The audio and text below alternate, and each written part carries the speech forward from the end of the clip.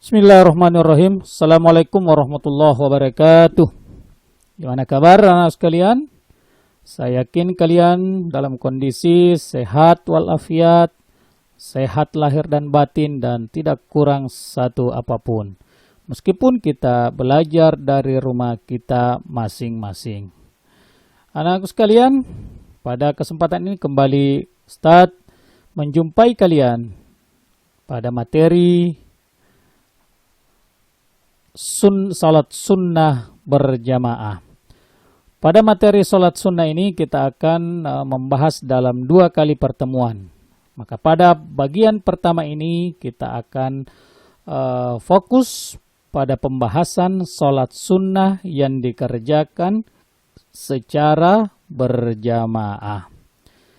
Baik anak-anakku sekalian, namun demikian sebelumnya marilah kita terlebih dahulu memanjatkan puji syukur kita kehadirat Allah Subhanahu wa taala karena atas izinnya lah sehingga pada kesempatan ini kembali kita bisa bersilaturahim, saling berbagi meskipun melalui layar virtual kita. Namun saya yakin tidak mengurangi semangat kita untuk selalu menuntut ilmu pengetahuan. Anak-anakku sekalian, demi keberkahan apa yang kita lakukan pada kesempatan ini, marilah kita terlebih dahulu memohon kepada Sang Pemilik Ilmu, Sang Maha Mengetahui, Allah Subhanahu wa taala untuk selalu memberikan kepada kita kemudahan di dalam menuntut ilmu, di dalam memahami pelajaran, dan sekaligus memudahkan kita di dalam mengamalkan ilmu yang telah kita pelajari. Baik, izinkan Ustadz memandu kalian membaca doa sebelum belajar. Bismillahirrahmanirrahim. Rabbi zidni ilman nafi'a warzuqni fahman wasi'a wa wafiqni amalan solihan mutaqabbala. Artinya, ya Allah, berilah aku ilmu yang bermanfaat, pengetahuan yang luas, dan amal soleh yang diterima. Amin ya rabbal alamin. Semoga Allah selalu mendengarkan permohonan kita, mengabulkan segala hajat-hajat kita, dan memudahkan segala apa yang kita lakukan dan usahakan. Baik anak-anakku sekalian, Ustadz selalu mengingatkan kepada kalian untuk selalu membiasakan diri memulai segala aktivitas itu dengan ucapan basmalah atau berdoa kepada Allah Subhanahu wa taala.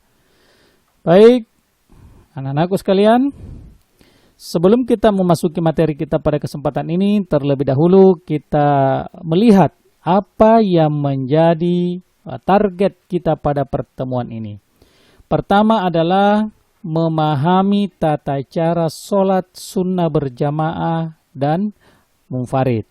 Nah, namun kesempatan ini kita akan fokus dulu pada memahami tata cara sholat sunnah berjamaah. Kemudian yang kedua, mempraktekkan sholat sunnah berjamaah. Nanti pada pertemuan kedua kita akan mempraktekkan sholat sunnah munfarid. Kemudian yang ketiga adalah membiasakan diri dalam berjamaah. Kenapa? Karena banyak sekali hikmah di balik berjamaah itu. Baik anak-anakku sekalian, itulah tadi 3 yang insya Allah kita akan dapatkan atau usahakan dapatkan pada materi kali ini. Sekarang marilah kita fokus serius mengikuti materi ini supaya kita bisa memahami dengan baik apa yang menjadi pembahasan kita kali ini. Mohon perhatiannya ya anak sekalian, meskipun kalian menggenggam HP atau laptop,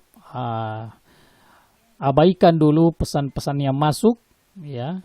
Kita fokus dulu pada pelajaran kita sekarang ini, ya. Baik, yang pertama adalah pengertian sholat berjamaah. Apakah yang dimaksud dengan sholat sunnah berjamaah? Jadi sholat sunnah berjamaah ya.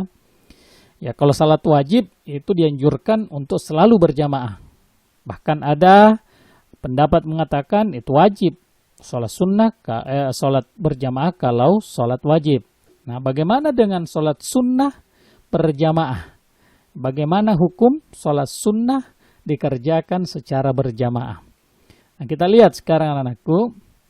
Yang kedua, pembahasan yang kedua pada materi adalah macam-macam sholat sunnah berjamaah. Yang manakah yang termasuk sholat sunnah yang dikerjakan secara berjamaah? Nah, itu pembahasan kedua. Kemudian pembahasan ketiga adalah bagaimana tata cara sholat sunnah berjamaah. Kita harus tahu tata caranya ya. Kemudian pada pembahasan keempat pada materi ini adalah manfaat sholat sunnah berjamaah. Jadi keempat ini yang kita akan bahas pada kesempatan ini. Baik, kita melangkah pada pembahasan pertama, yaitu pengertian sholat sunnah berjamaah.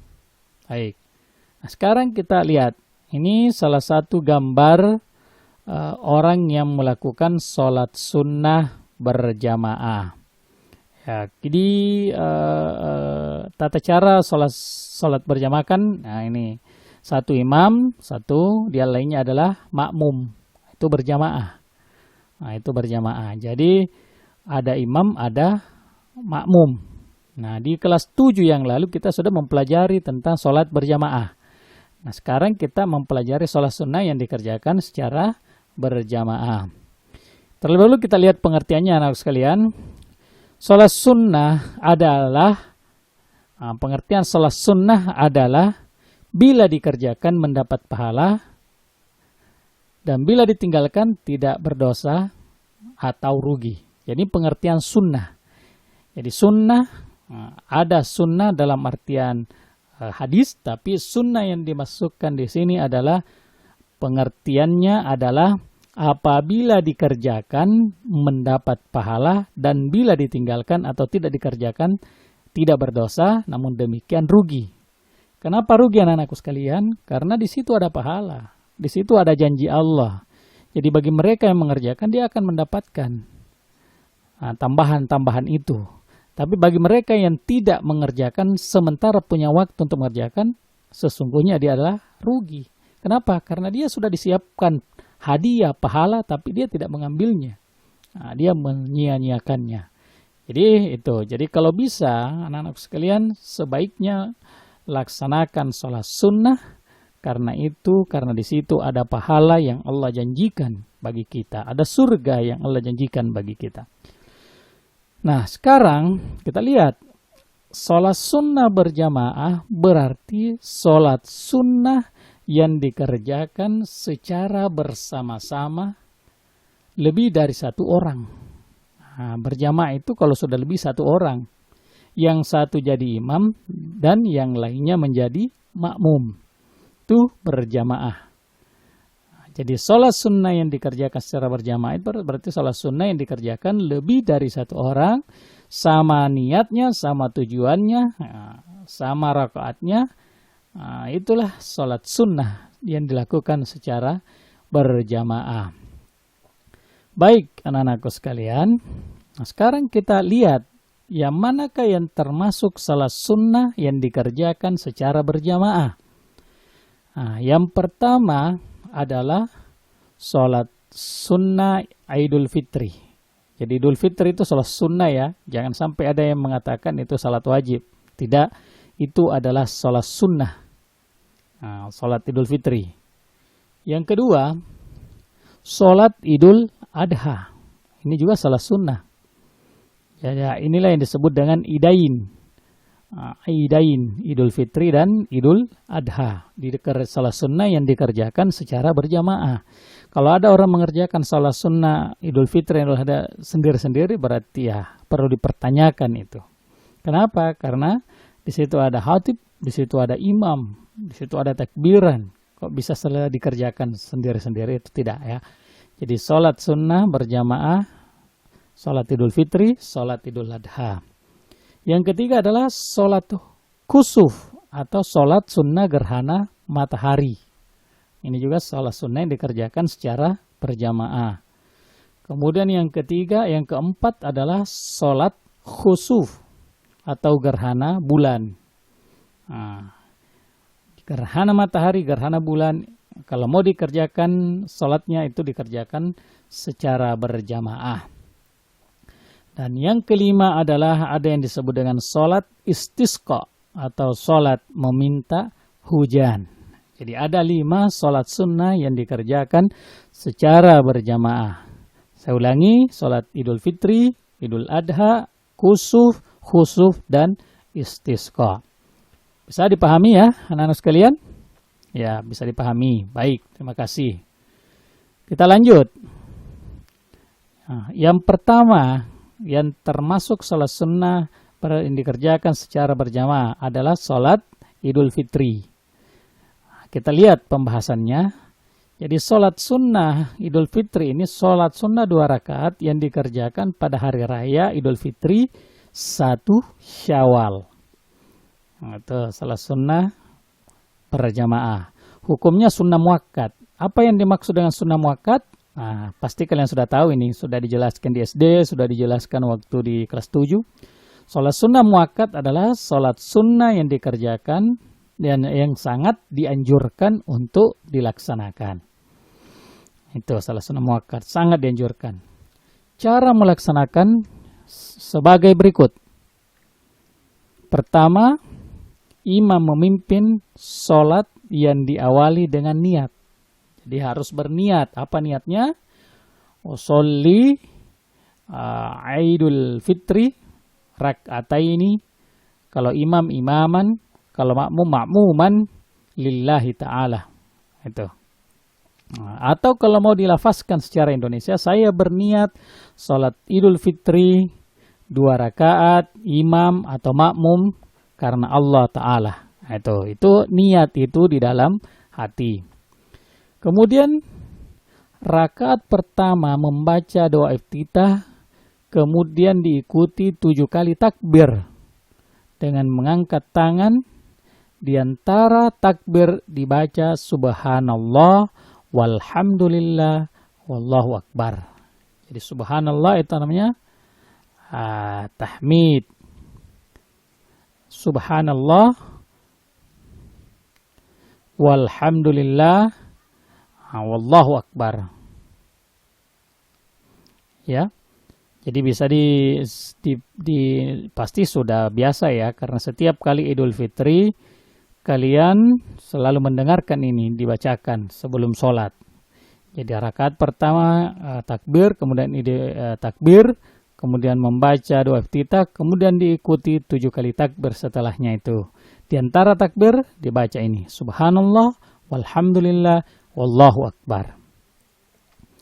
Kemudian C, pada rakaat kedua, setelah bangkit dari sujud, takbir ke atas, kemudian diikuti 5 kali takbir.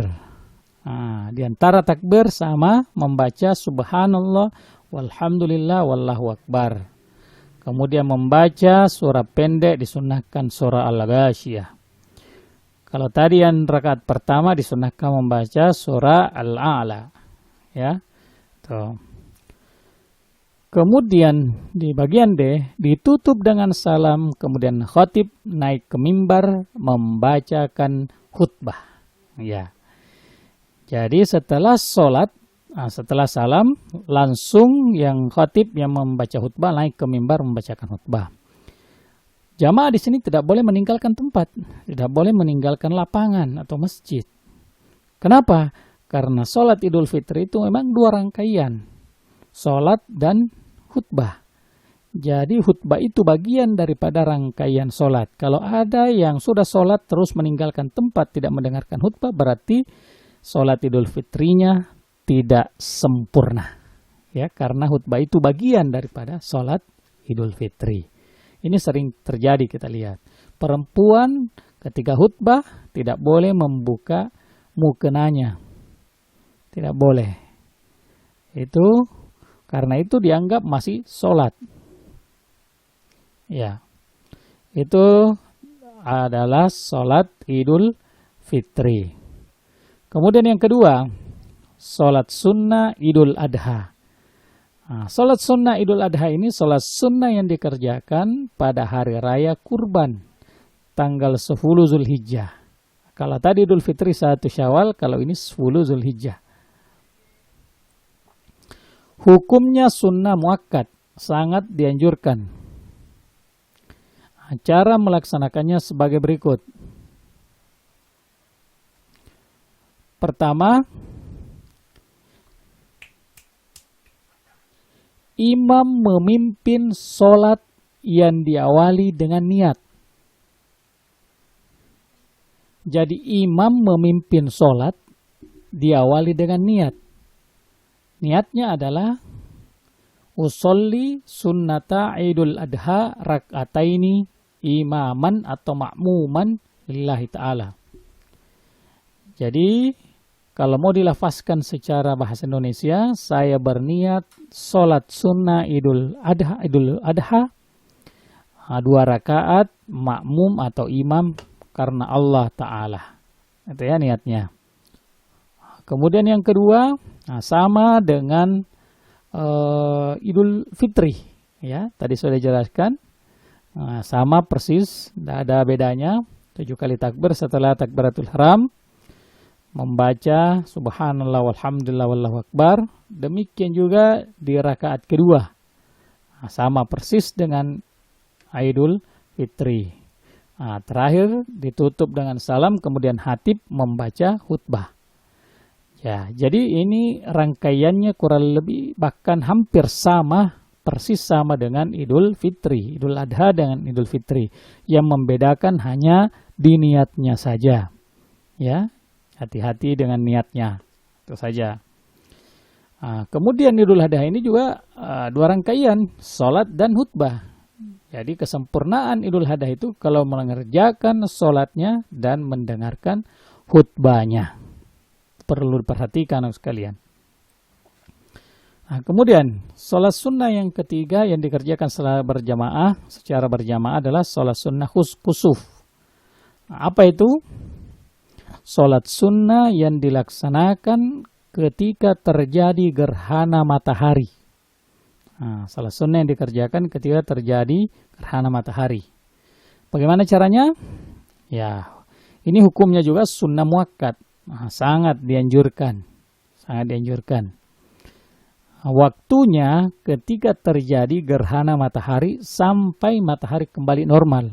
Jadi waktunya hanya pada saat gerhana matahari sampai kembali matahari normal. Nah, itu waktunya. Lewat dari itu atau sebelum itu belum bisa dilakukan. Caranya setiap rakaat 2 kali membaca Al-Fatihah dan 2 kali ruku. Ya, setiap rakaat 2 kali membaca Al-Fatihah dan 2 kali ruku. Ya. Tata caranya kita lihat berikut. Saudara sekalian. Kita tunggu sebentar ya.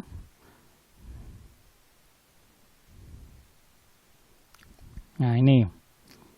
Pertama berniat untuk sholat gerhana matahari.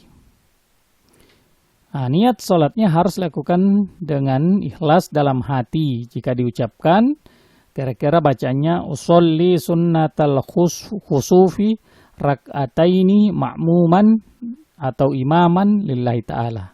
Saya berniat sholat gerhana matahari 2 rakaat karena Allah Ta'ala. Setelah itu takbiratul ihram, lalu membaca doa iftitah, kemudian membaca surah Al-Fatihah, dilanjutkan dengan membaca surah-surah yang panjang. Setelah itu ruku yang lama dan panjang dengan membaca tasbih. Subhanallah, subhanallah, subhanallah itu kan sebanyak-banyaknya. Tuh. Kemudian keempat i'tidal dengan mengucapkan sami Allahu liman hamidah, tangan kembali bersedekap di dada seperti posisi semula, posisi pertama, posisi sempurna. Kemudian kembali membaca Al-Fatihah. Jadi tidak langsung sujud, kembali membaca Al-Fatihah, dilanjutkan dengan membaca surah Al-Quran yang lain. Setelah selesai, kembali melakukan ruku. yang panjang dengan membaca tasbih subhanallah sebanyak-banyaknya. Nah, kemudian i'tidal dengan mengucapkan sami Allahu liman hamidah. Nah, setelah itu baru sujud seperti biasa, tetapi sujudnya agak dipanjangkan dibanding dengan sholat pada umumnya. Kemudian duduk di antara dua sujud seperti biasa. Kemudian sujud yang kedua agak dipanjangkan lagi. Nah, setelah itu bangkit menuju rakaat yang kedua. Kemudian melaksanakan rakaat yang kedua sebagaimana rakaat yang pertama dilaksanakan. Ya. Nah, sebagaimana rakaat pertama tadi, jadi 2 kali ruku. Ya. Nah, pada sujud yang terakhir, rakaat yang kedua dianjurkan untuk memperbanyak istighfar. Astaghfirullah, astaghfirullah, dan tasbih, subhanallah, subhanallah, subhanallah. Memohon ampunan kepada Allah subhanahu wa ta'ala. Setelah selesai sholat, imam atau khatib berdiri menyampaikan khutbah dengan pesan yang intinya, gerhana adalah salah satu kejadian yang menunjukkan kekuasaan Allah subhanahu wa ta'ala. Meskipun merupakan sumber energi yang utama, matahari juga makhluk Allah subhanahu wa ta'ala yang memiliki kekurangan dan kelemahan. Baik anak-anakku sekalian, ya.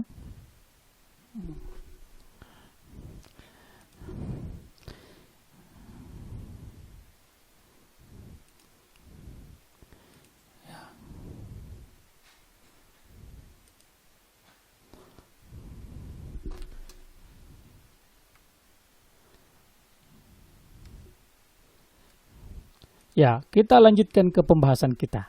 Tadi kita sudah mengetahui sholat sunnah kusuf. Sekarang kita lanjut ke sholat sunnah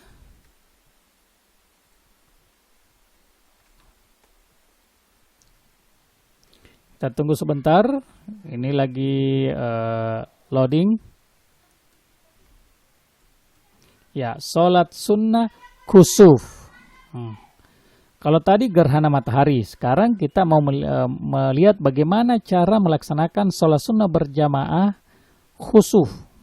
Nah, sholat sunnah yang dikerjakan ketika terjadi gerhana bulan. Ya, ini hukumnya sunnah muakkad juga, sangat dianjurkan. Nah, kemudian waktunya ketika terjadi gerhana bulan sampai bulan normal kembali. Sampai bulan normal kembali, waktunya singkat. Ya, ketika mulai gerhana bulan sampai kembali normal. Ya, tata caranya sama dengan sholat kusuf, sama tadi gerhana matahari. Yang berbeda hanya di niat saja. Jadi tata caranya, gerakannya hampir sama dengan sholat sunnah gerhana matahari. Yang membedakan hanya di niat saja. Ya, sekalian. Nah, kemudian yang kelima, sholat sunnah yang dikerjakan secara berjamaah adalah sholat sunnah istisqa. Ya. Apa itu sholat sunnah istisqa? Yaitu sholat sunnah 2 rakaat yang dikerjakan untuk memohon diturunkan hujan.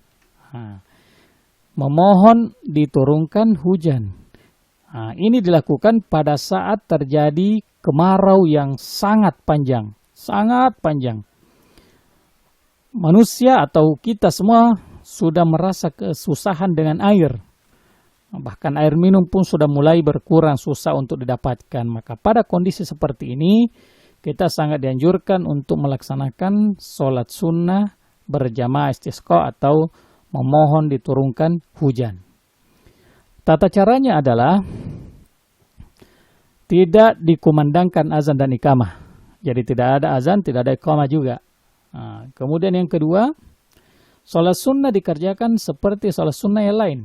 Ya, sholat tahiyatul masjid, sholat sunnah rawatib, biasa, sholat sunnah biasa. Sama seperti itu. Nah, kemudian setelah salam, khatib membaca 2 khutbah. Jadi khutbah pertama dimulai dengan membaca 9 kali istighfar, astagfirullah, astagfirullah, astagfirullah 9 kali. Dan khutbah kedua 7 kali istighfar, astagfirullah, astagfirullah 7 kali. Nah, itu kira-kira ya. Jadi 2 rakaat seperti sholat sunnah biasa, kemudian khatib membacakan khutbah yang intinya kurang lebih di dalamnya itu kita diminta untuk banyak-banyak beristighfar, memohon ampun, menyadari segala kesalahan, kekhilafan, dosa-dosa yang dikhawatirkan jangan sampai gara-gara itu Allah tidak menurunkan hujannya. Nah, sehingga dibacakan istighfar di dalam khutbah tersebut. Baik anak-anak sekalian, nah sekarang kita mau melihat apa hikmah di dalam melaksanakan sholat sunnah secara berjamaah. Yang pertama adalah lebih mendekatkan diri kepada Allah Subhanahu wa Ta'ala. Yang kedua mendapatkan pahala yang besar. Dan yang ketiga adalah mempererat tali silaturahim antar sesama. Anak-anakku sekalian yang saya banggakan, saya kira untuk materi sholat sunnah berjamaah ini kita sudah bahas secara bersama-sama. Coba saya minta kalian untuk menyebutkan sholat sunnah yang dikerjakan secara berjamaah ada berapa? Ya baik, ada 5. Sebutkan satu-satu. Iya, baik, terima kasih. Saya yakin kalian sudah bisa memahami materi kita pada kesempatan ini. Kalaupun ada yang belum jelas, silahkan diputar ulang atau bisa ditanyakan ke gurunya masing-masing. Atau juga bisa membuka buku paketnya yang sudah dimiliki. Di situ bisa dibaca lebih detail, lebih dalam lagi. Ya. Nah, terakhir yang menjadi hikmahnya adalah mencari keridhaan Allah Subhanahu wa Ta'ala. Saya kira demikianlah pembahasan kita terkait materi sholat sunnah secara berjamaah. Untuk memperdalam pemahaman kalian sekaligus menjadi penilaian bagi guru tentang akan pemahaman kalian pada materi ini, berikut kalian diminta untuk menjawab pertanyaan berikut. Kalau gurunya meminta menjawab di Google Classroom, silahkan dijawab di Google Classroom. Kalau gurunya meminta dikerjakan di buku tugas, silahkan dikerjakan di buku tugasnya masing-masing. Nah, pertama adalah tuliskan salah sunnah yang dikerjakan secara berjamaah. Tadi kita sudah jelaskan secara bersama-sama. Kemudian yang kedua, tuliskan bacaan takbir. Apa itu takbir? Tulis bacaannya ya, tulisan Arab. Tahlil dan tahmid. Yang mana itu yang disebut dengan takbir atau tahlil, tahmid, takbir. Bisa tuliskan dalam bahasa Arabnya. Baik anak sekalian, saya kira cukup penjelasan ini pada materi ini. Semoga apa yang dijelaskan tadi bisa dipahami dengan baik, bisa menjadi pemantik bagi kalian untuk mempelajari lebih jauh lagi tentang materi sholat sunnah berjamaah. Ya, kalau ada kekurangan itu datangnya dari saya, kalau ada kelebihan itu datangnya dari Allah Subhanahu wa Ta'ala. Sekali lagi, jangan lupa video ini di-like, subscribe bagi yang belum, dan silakan di-share ke teman-temannya. Kita saling berbagi manfaat. Siapa tahu di sini ada manfaat kepada orang lain. Baik anak-anak sekalian, terakhir Ustadz mengingatkan kembali untuk selalu menjaga kebersihan, menjaga diri, menjaga kesehatan supaya kita tetap dalam kondisi sehat walafiat. Anak-anak sekalian, saya kira cukup. Lebih kurangnya mohon dimaafkan. Akhirul kalam. Wassalamualaikum warahmatullahi wabarakatuh.